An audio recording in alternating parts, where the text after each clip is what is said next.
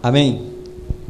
Evangelho de João, capítulo 8, verso 32, diz: Conhecereis a verdade, e a verdade vos libertará. Porém, atente ao verso 31. Disse, pois, Jesus aos judeus que haviam crido nele: se vós permanecerdes na minha palavra, sois verdadeiramente meus discípulos, e conhecereis a verdade, e a verdade vos libertará. Amém? Deixa eu sentar. Irmãos, a obra que nós temos a realizar, como sempre, quando hoje nós falamos de restauração, às vezes nos dá a entender de uma palavra que nunca foi pregada. Não. Restaurar vidas foi o propósito primário de Deus em todo o tempo. Amém? Para isso, Deus deu a lei no Monte Sinai, e esta lei deveria ser pregada a todos os povos. Existiam os prosélitos. O que eram os prosélitos? Eram os discípulos, aqueles que adentravam, aqueles povos que não pertenciam à nação de Israel, mas todo aquele que quisesse fazer parte da doutrina do judaísmo, se tornar um discípulo do judaísmo, isto era permitido. Aliás, era para isto que Deus estava preparando Israel, para ser uma nação sacerdotal e levar o seu conhecimento a todos os povos. Porém, os gentios não tomariam parte no sacerdócio. Os gentios jamais entrariam em algumas partes do templo. Os gentios jamais poderiam desempenhar certas funções. Mas o sangue de Cristo rasgou o véu e agora todos nós podemos ser sacerdotes do Altíssimo. Como diz Apocalipse 1:6, Ele com o seu sangue nos comprou e nos fez reis e sacerdotes. Então, Jesus instituiu o tempo da graça e trouxe essa maravilha para todas as nações, para todos os povos, procurando então fazer o quê? Restaurar a vida do ser humano. Quando lá foi dito: ide por todo o mundo, pregai o evangelho a toda criatura, qual era o propósito de Deus? Restaurar vidas.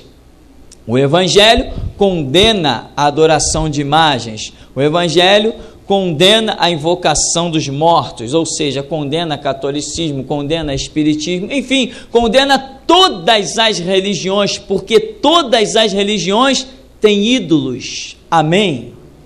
Todas as religiões têm ídolo. Então, a única religião verdadeira é aquela trazida pela divindade, e ela não tem ídolo. Em João 4:24, o Senhor Jesus diz que o Pai procura os verdadeiros adoradores, que o adoram em espírito e em verdade. E a doutrina do Evangelho não compactua com o vínculo dos vivos com os mortos, nem qualquer outra coisa dessa natureza, como tem por aí a tal de missa pelos mortos, missa de um dia, missa de 7 dias, missa de um mês, e haja dinheiro para o Vaticano. O lugarzinho rico é aquele chamado Vaticano, tapetes de ponta a ponta de corredores, tudo bordado a fio de ouros, graças a quê? A ignorância de um povo que não conheceu a verdade. O povo vai lá levar o seu filho para o batismo, então paga-se, e o Vaticano recebe esse dinheiro sem nenhuma barreira alfandegária. A sociedade mundial é uma hipocrisia. Tenta você sair com dinheiro de um país para o outro. Tenta, para você ver se você não é preso. Você é preso. Te jogam numa jaula se você tentar levar uma certa quantia de dinheiro de um lugar para o outro. Porém, o Vaticano está recebendo dinheiro a balde sem pagar uma taxa. Por quê? Porque Apocalipse 17 diz que a Igreja Católica é a grande prostituta que se assenta sobre um trono e que reina sobre os reis da terra. Entendeu?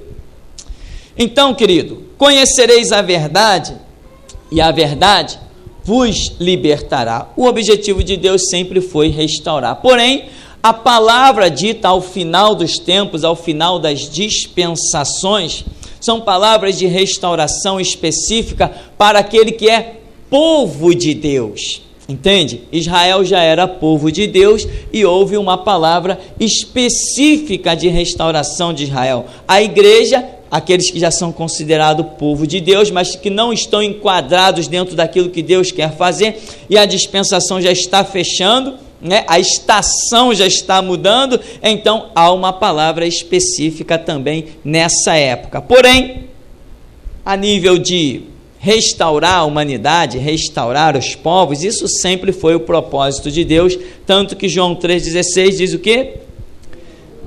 Deus amou o mundo de tal maneira, deu o seu Filho unigênito, para que todo que nele crê não pereça, mas tenha a vida eterna. Você achou esse Filho unigênito? Não perca o contato com ele, ele vai te levar para o céu. Em João 14,6 ele diz o quê? Eu sou o caminho, e a verdade, e a vida, e ninguém vem ao Pai, senão por mim. Então, qual é o nosso trabalho? É libertar os cativos, não é isso que diz a unção de Isaías 61? O Espírito do Senhor Deus está sobre mim, porque o Senhor me ungiu para pregar boas novas aos mansos, restaurar os contritos de coração, apregoar a liberdade aos cativos, apregoar o ano aceitável do Senhor e o dia da vingança do nosso Deus. Qual é o objetivo de Deus? Libertar vidas. Quando Deus levanta um ministério, qual é o objetivo de Deus? Libertar vidas. Mas como é que você liberta uma vida? Você olha pelas ruas e você não vê ninguém com corrente nos pés. Quando Deus dá a visão espiritual, até vemos.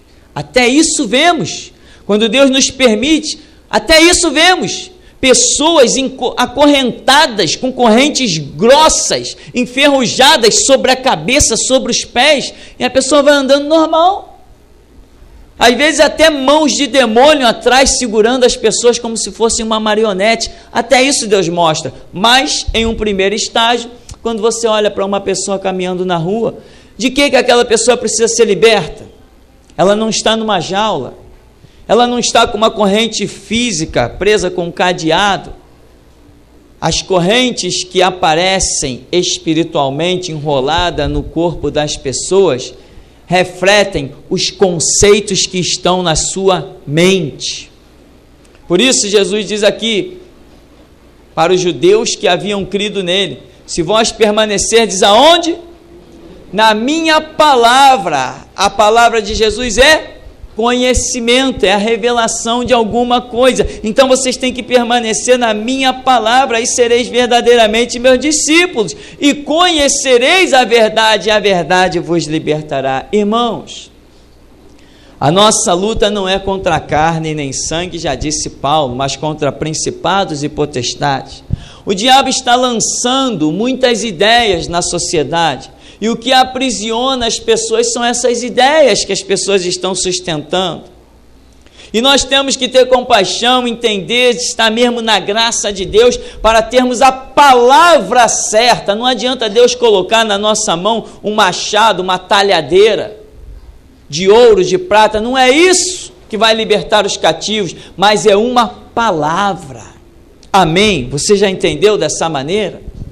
Não foi a palavra que te libertou, não foi o conhecimento da Escritura que te libertou. Por isso, se nós fôssemos pregar aqui a vida inteira sobre conhecimento, eu ficaria feliz, meu irmão, porque eu sei que é isto que tem que haver nas nossas vidas, pois já está escrito: o meu povo está sendo destruído porque lhe falta conhecimento. Então, as pessoas estão por aí seguindo a doutrina psicografada por Chico Xavier, peças teatrais e tudo mais. Chico Xavier, essa hora, deve estar sofrendo amargamente, queimando nas chamas do inferno. Mas as pessoas acham que ele está onde? Do lado de Deus. Por quê? Porque não tem conhecimento. Mamonas assassinas, um conjunto que emocionou o mundo. As pessoas, eles foram brincar com Deus. Aonde eles estão não tem brincadeira, muito menos Deus. Não é verdade? Mas aquela pessoa era rico, Deus o abençoou, então agora ele está com Deus, está coroado de riquezas lá com Deus. Não, aonde ele está não tem riqueza e muito menos Deus. Tudo é uma questão de conhecimento. Como libertar as pessoas que estão oprimidas? Com uma palavra. Amém? Você quer receber a palavra que liberta? Jesus Cristo disse, Atos 1:8, Lucas 24:49, recebereis a virtude do Espírito Santo e sereis minhas testemunhas. E ele disse isso para aqueles que haviam estado com ele durante 3 anos, os quais ele tinha passado a sua palavra, porque o Espírito Santo só se manifesta sobre a palavra. Quem não tem a palavra não tem Espírito Santo. É ilusão, é hipocrisia desses antros de prostituição espiritual chamada igreja. Vem no dia tal que é o culto da busca do Espírito Santo. O povo que não tem conhecimento, que está cativo e oprimido pelo diabo, vai lá buscar o Espírito Santo. Eu nunca vi um Espírito Santo sem Bíblia, um Espírito Santo sem palavra. Jesus Cristo até disse para Nicodemos em João 3, é necessário nascer da água, que é a palavra, e do Espírito. Até colocou essa sequência. Espírito Santo sem palavra é mercenarismo, é pilantragem, é hipocrisia. São ladrões engravatados com títulos de pastor atrás de púlpito, roubando o dinheiro das pessoas sem colocar a mão no bolso. É isso que eles são. E tem mais, eles ainda apregoam na vida dos outros aquilo que eles sabem que nunca fez efeito na deles. Eles não estão inocentes. A Escritura diz, ninguém comparecerá inocente perante o Senhor. Mas as pessoas estão por aí, irmãos, feridas, magoadas, com a sua esperança completamente desgraçada. Por quê? Porque entraram dentro de lugares com título de igreja, engoliram doutrinas, como um dia nós engolimos, amém? Como um dia nós fomos oprimidos, amém? Como um dia nós fomos cativos, amém? Mas hoje conhecemos a verdade e ela nos libertou mesmo. Hoje nós adoramos a Deus em espírito e em verdade. A gente entra no nosso quarto, falamos com Deus e Deus fala com a gente. Não por um conceito doutrinário, mas pelo conceito do Evangelho de Jesus Cristo, que é o único caminho que conduz o homem à presença de Deus. Então, muitos estão cativos e oprimidos e feridos, cicatrizes abertas no mundo espiritual, porque as pessoas realmente não conseguiram uma verdade. Mas tinham Bíblia na mão, mas não era o suficiente, porque já está escrito lá em Atos. Felipe e o eunuco, entendes tu que lês? E a pessoa disse o quê? Como entenderei se não há quem me explique? Mas quando Felipe lhe abriu a Escritura, ele disse, eis a água que impede que eu seja batizado. E ele disse, é lícito se tu crês de todo o coração. Paulo diz que a uns foi dado por profetas, outros foi dados por apóstolos, outros foi dado a palavra de ciência, a palavra de sabedoria, o discernimento do Espírito. Ele diz que o Espírito Santo reparte a cada um segundo o que é útil, mas é um Espírito só que reparte a cada um. Você recebeu uma parte deste bolo. Deus vai contar com a sua vida. Mas muitas pessoas estão por aí, mesmo de Bíblia na mão. A Bíblia é um livro selado, meu irmão. Porque está escrito pelo próprio Paulo, como ouvirão se não há quem pregue? Jesus Cristo não disse, olha, um dia as gráficas vão se multiplicar, um dia vão inventar aí um monte de máquinas poderosas, um dia vão inventar computadores, então vocês peguem e distribuam Bíblia para o mundo todo. Não, ele diz, ide, vocês vão, desgruda. Anda, caminha, e de pregar o Evangelho por todo mundo. Eu quero contar com a boca de vocês, não apenas com o livro. Entende, irmão? As pessoas precisam ouvir de alguém que expõe a vida no Evangelho. As pessoas precisam te ver desafiando o diabo de pé. Precisam te ver desafiando a enfermidade, ficar de pé. Precisam te ver desafiando o mundo e ficar de pé, as armas, o Estado, seja lá o que for, e ficar de pé. É assim, a tua vida é uma carta aberta para o mundo. É a tua vida que as pessoas precisam ver, de pé, e Deus com a mão sobre você, fazendo valer a sua palavra que diz, 1000 cairão ao seu lado, 10.000 à sua direita, e tu não serás atingido. As pessoas só conhecerão o teu Deus quando vê você expondo a vida para esse Deus. Não é isso que está escrito? É isso que está escrito. Eles venceram pelo sangue do Cordeiro, pela palavra do testemunho e até a morte não amaram a própria vida. O que Davi disse diante daquele gigante? Toda a terra hoje saberá que há Deus em Israel. Tu vens a mim com espadas e lanças, eu vou a ti em nome do Senhor dos Exércitos, o Deus de Israel, a quem tu tens afrontado. Hoje mesmo ele te entregará nas minhas mãos e eu darei a tua carne às aves do arraial. Porque expôs a vida. Quando você expõe a vida confiado em Deus, Deus vem ao teu encontro. Deus não desampara quem tem fé. Muitos por aí pensam que tem fé, estão guardando a doutrina das suas igrejas mais do que o evangelho. Tem gente por aí, meu irmão, num verdadeiro fanatismo, defendendo a doutrina da sua igreja com unhas e dentes, mas não é capaz de abrir uma página da Bíblia para ler. Tem crentes aí, 5, 10 anos, 15 anos de igreja, que nunca teve a coragem, a disposição para ler um livro bíblico sequer, e pensa que é crente. Ele pensa que é crente até a hora que o confronto com o diabo acontecer na vida dele. Ele vai ver que Deus não está com ele. Saul já passou por isso, pensando que Deus estava com ele. Irmãos, e para que as pessoas sejam libertas, nós estamos fazendo, pela direção de Deus, a mesma coisa que Martinho Lutero fez. O que Martinho Lutero fez? Um homem, num tempo que não existia gravação, num tempo que não existia microfone, não existia rádio, não existia televisão, não existiam os recursos da maneira como nós temos hoje aí, não tinha essas coisas assim, essas filmagens poderosas, essas lentes potentíssimas, esses recursos de gravação inigualáveis, não tinha nada disso, mas ele tinha, sabe o quê? Um pedaço de papel e uma pena. Hoje a Escritura diz para a gente que a nossa língua tem que ser como a pena de um destro escritor. A língua de Martinho Lutero foi isso, e ele escreveu 95 teses e cravou na porta da Igreja Católica. Quando o povo viu aquilo, está escrito: conhecereis a verdade, e a verdade vos libertará. Hoje nós estamos aqui e devemos muito à valentia daquele homem chamado Martinho Lutero, e nós estamos fazendo a mesma coisa, escrevendo. Temos um estudo intitulado Tempo da Graça, onde provamos, está na internet, está por tudo que é canto desse Brasil, onde provamos que os sacrifícios que as igrejas pedem nos dias de hoje não passam de hipocrisia, falsidade descarada, porque o tempo da graça só aceita um sacrifício. Em João 1,29, o que João Batista disse?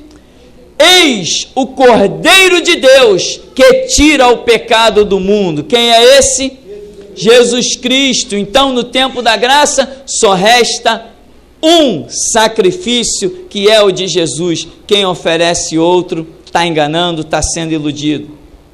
Existe outro estudo chamado Fé, o poder do livre-arbítrio, onde provamos que a predestinação é uma doutrina satânica. Fé, o poder do livre-arbítrio. Predestinação é uma doutrina satânica, pois a Escritura o tempo todo não requer a nossa fé.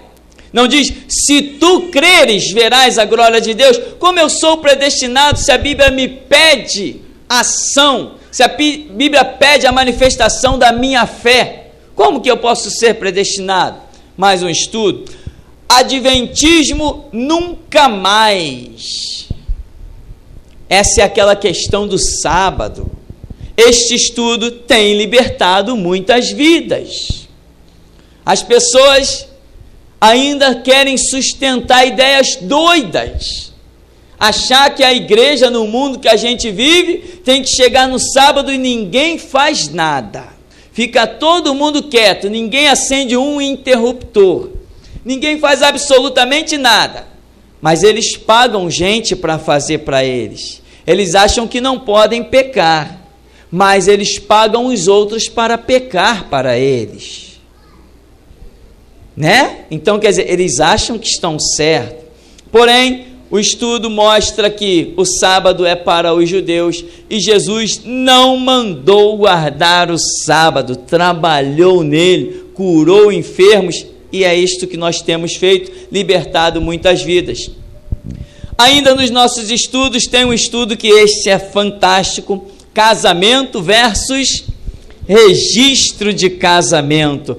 Eu nunca vi um estudo libertar tanta mente como este. E quando eu vejo, quando Deus começou a mover para colocarmos esse estudo na internet, eu não imaginei, meu irmão, que fosse ter tanta repercussão gloriosa.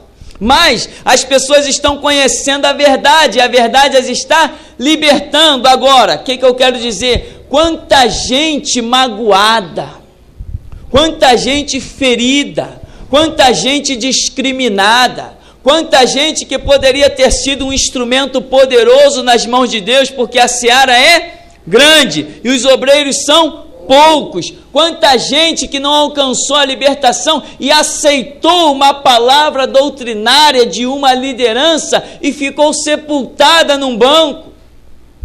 Não foi capaz de levantar a cabeça, entrar no seu quarto, fechar a porta e falar com Deus, por se acharem até indignos de falarem com Deus, por não ter uma certidão de casamento. E aí o diabo, que não é bobo nem nada, ele entra com toda a força e aproveita e vai embora, destruindo vidas. Agora, vidas estão sendo destruídas dentro de igrejas. E deveria ser justamente o quê? O contrário. A igreja deveria libertar.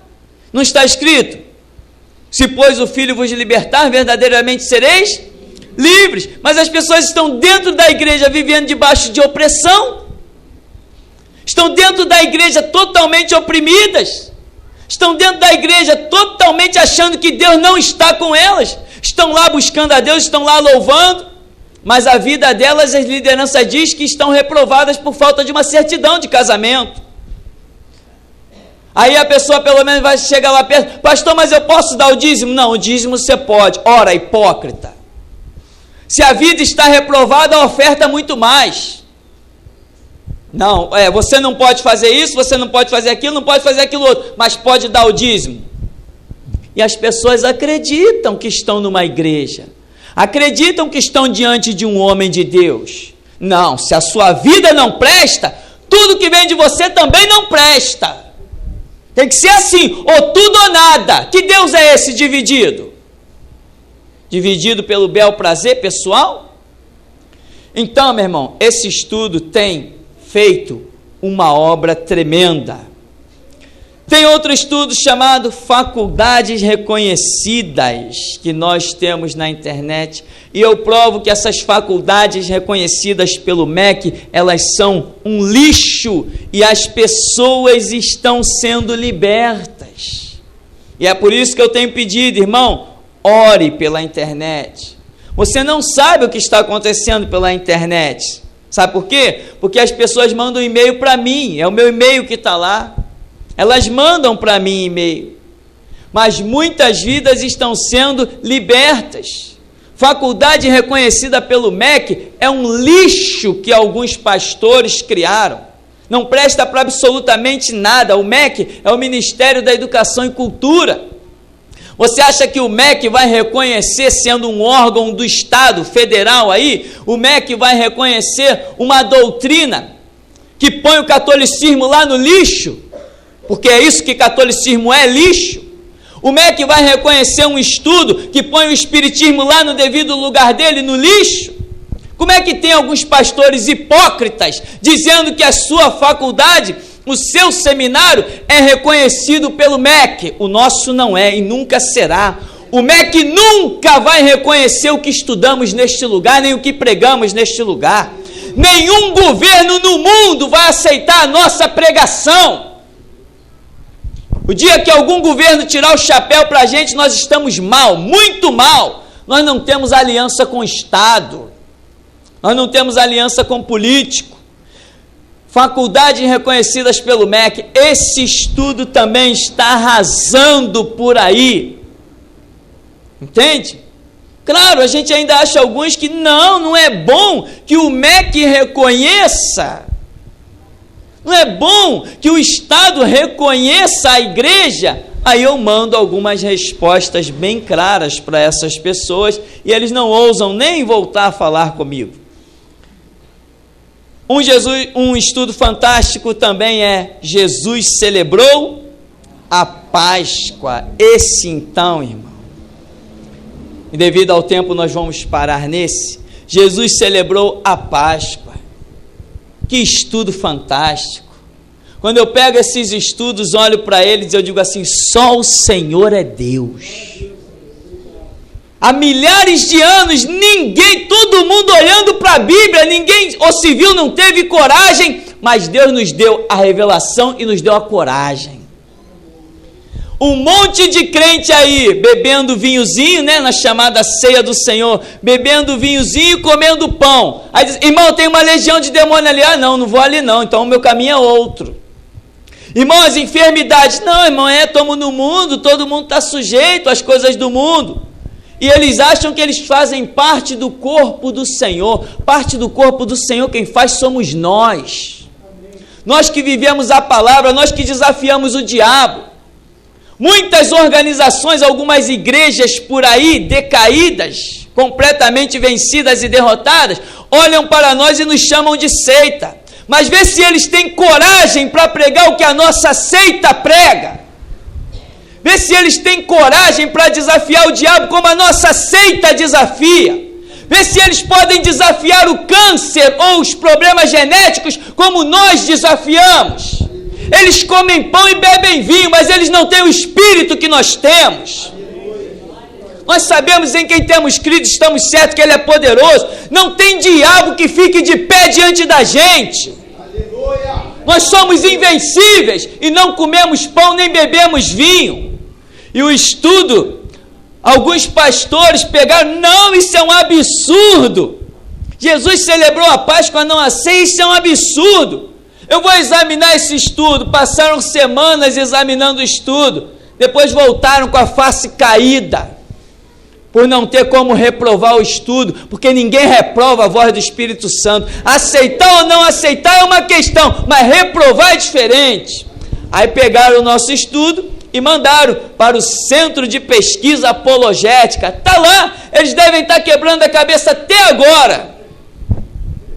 Vão envelhecer mais rápido. Quando Deus fala, meu irmão, não há quem resista, não dá para resistir ao Espírito Santo de Deus. Então, Jesus celebrou a Páscoa. Quantas pessoas libertas? Sabe por quê? Porque existe um conjunto de situações. Quando a pessoa não tem uma certidão de casamento, ela também não pode, nessas igrejas por aí, celebrar a tal da ceia. Então, quer dizer, junta uma pedrada em cima de uma martelada e vai matando a pessoa. A igreja não encontra resposta. A igreja não acha jeito de levantar a vida da pessoa.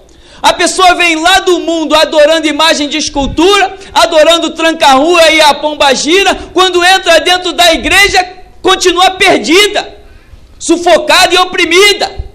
Mas conhecereis a verdade, e a verdade vos libertará. Por isso, irmão, o nosso lema neste lugar é: leia a Bíblia, coma a Bíblia, e sem Bíblia não há Deus. Você precisa conhecer a Bíblia, senão você vai morrer na doutrina de algumas igrejas.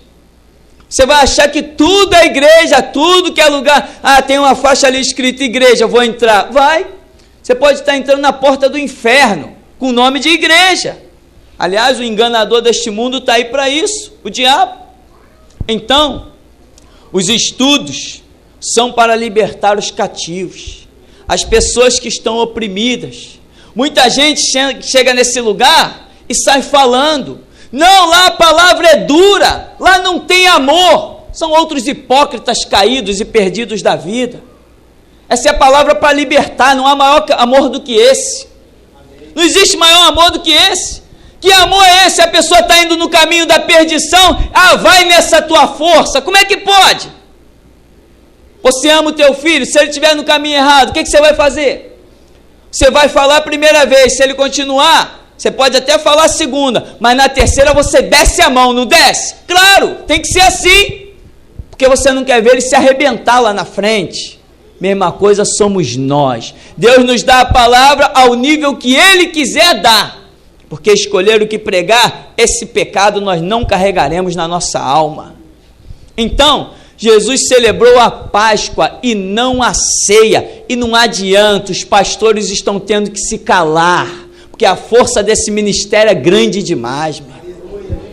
A força desse ministério que começou no alto desse morro, ela é muito grande. Nós já atravessamos o Atlântico, já atravessamos o Pacífico, nós já estamos espalhados nos 4 cantos da terra.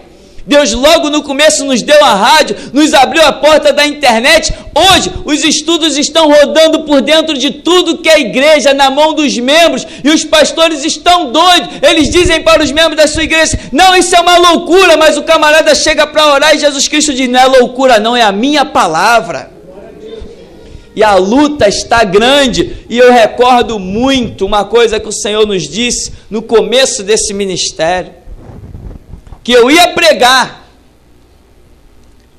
e os pastores iam se esconder, não de mim, dos seus próprios membros. Amém, meu irmão? Deus disse isso no começo desse ministério, que eu ia pregar, e os pastores iam se esconder, não de mim, dos seus próprios membros, que iam questionar, iam trazer a verdade nos estudos, na palma da mão, iam questioná-los, eles não iam ter resposta, iam ter que se esconder, e é isso que está acontecendo. Vidas estão sendo libertas. Nós temos outros estudos, unção de homens, que explicamos a questão das vestes de Eliseu, aventais de Paulo, e temos um outro, ouvindo homens ou demônios, onde falamos que pastores estão pregando o contrário da Bíblia, ouvindo homens ou demônios, quer dizer, ou um ou outro, está tudo errado. Você tem que ouvir Deus. Esse estudo, ouvindo homens ou demônios, nós deslanchamos uma série de acusações claras, límpidas, a respeito de um monte de coisa que organizações estão fazendo por aí e que Deus não está neste negócio. E para fecharmos, deixe-me encerrar dizendo: Deus não está nas igrejas cujos pastores são maçons. Cuidado com isso. Deus não está em igreja de pastor maçom. Inclusive tem um cidadãozinho aí que pensa que é crente, que já foi até governador de uma determinada igreja aí, que ele pensa que é crente e ele é maçom. E quando ele vai pelas igrejas, um monte de pastor cego dá púlpito para ele pregar. Rádios que pensam que são evangélicas dão destaque para eles. É a aliança política dos últimos tempos, que Deus falou através do profeta Daniel, que ia ser feita na pessoa de Satanás. Por isso, meu irmão, não se iluda. Nem todo mundo que bate no peito dizendo eu sou crente, é. Nem todo mundo que abre uma Bíblia tem conhecimento dela. Nem todo mundo que está dentro da igreja é igreja. Agora, eles têm que ouvir isso e se calar, porque eles não têm coragem para falar isso, porque eles estão preocupados com dízimos e ofertas. Eles dizem que se a palavra é dura, a pessoa vai embora, e quem vai sustentar a vida deles? Nós sabemos que o nosso socorro vem do Senhor que fez os céus e a terra. É Ele que não deixará vacilar o nosso pé. Aquele que nos guarda não tosquenejará. É o fiel guarda de Israel. Nós não temos medo do amanhã, a menos que hoje faltemos com a verdade. Do contrário, Provérbios 4,18, a vereda do justo é como a luz da aurora, que vai brilhando mais e mais até ser dia perfeito. O Senhor nos abençoe em nome de Jesus.